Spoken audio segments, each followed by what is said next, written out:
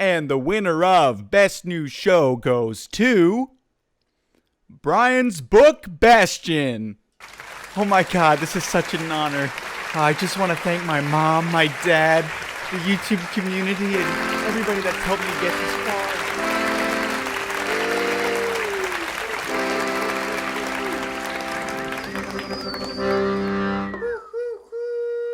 I decided to get a little thematic today because the Grammys were on this weekend, but if we're being honest, despite being a music guy, I haven't really watched the Grammys since the Kendrick Lamar incident from a few years ago.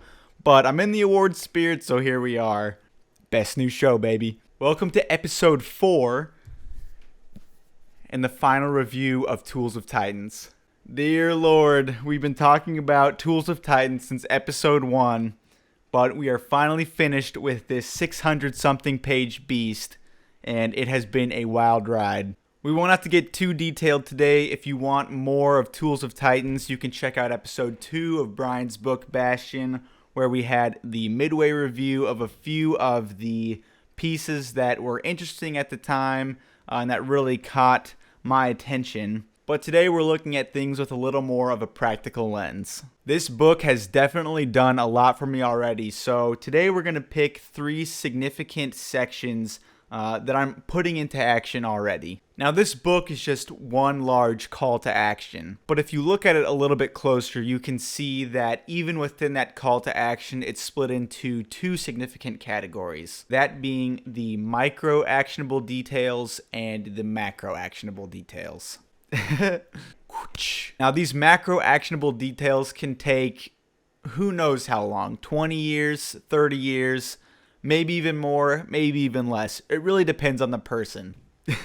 But with these micro actionable details, you can implement them today and see if those results do anything for you. Just like the last review, and like we've mentioned a million times, we're going to look at the book within the context of its 3 sections: healthy, wealthy, and wise. Coming from page 143 in Healthy, we're looking at the 5 morning rituals that help win the day. This section actually comes from Tim Ferriss himself, and these sections kind of pepper the whole book. While he is interviewing a lot of these icons, billionaires, world-class performers, he has a little bit of his own writing in here from his own experiences to kind of shed some light on what exactly he's learned and what he's implementing himself. His 5 morning rituals are as follows. Make your bed, meditate, do 5 to 10 reps of something, prepare titanium tea, and his morning pages or his 5-minute journal. Now, I didn't necessarily take all of these things and implement them into my morning, because God knows it's hard to wake up anyway. And that really is a common theme with a lot of the people mentioned in this book, and if you look at any business-minded individuals on YouTube, they commonly say that you don't find time, you make time. Which to me means wake up earlier. 15 minutes earlier is 15 minutes earlier, and I can't always do it. But when I do, I definitely notice a difference in the day, whether that be with more positivity in the day or, in some extreme cases, more productivity. When I do actually wake up in the morning, I try to do a mindfulness activity to start the day. What a lot of people in this book recommend is meditation. And for me, that's about the first thing that I can even manage to do. On my phone, I have an app called Buddhify, and it is a guided meditation that all you have to do is just put in your headphones, and there's a specific section that is for individuals that are still in bed. It reassures you that it's okay if you're still laying down and still a little sleepy, and it just kind of guides you through some sort of subject matter, whether that be that you're going to have a great day, the relaxation you're feeling laying there in your bed, and other similar subject matter that is easy to kind of wrap your mind around when you're still groggy in the morning. The second thing I put into action is the morning journal.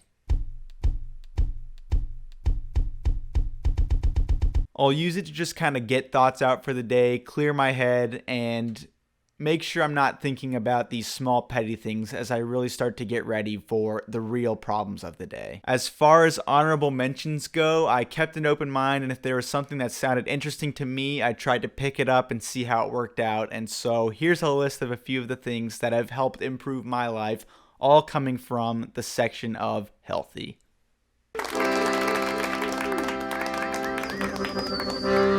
The WOD Mobility Deep Muscle Tissue Massager. The Rumble Roller for torture or deep tissue massage. To get to sleep, a Dome white noise machine, as well as the bedtime cocktail of tea, pure honey, and apple cider vinegar. Now on page 237 from the wealthy section, we hear from Seth Godin. Now, as is tradition,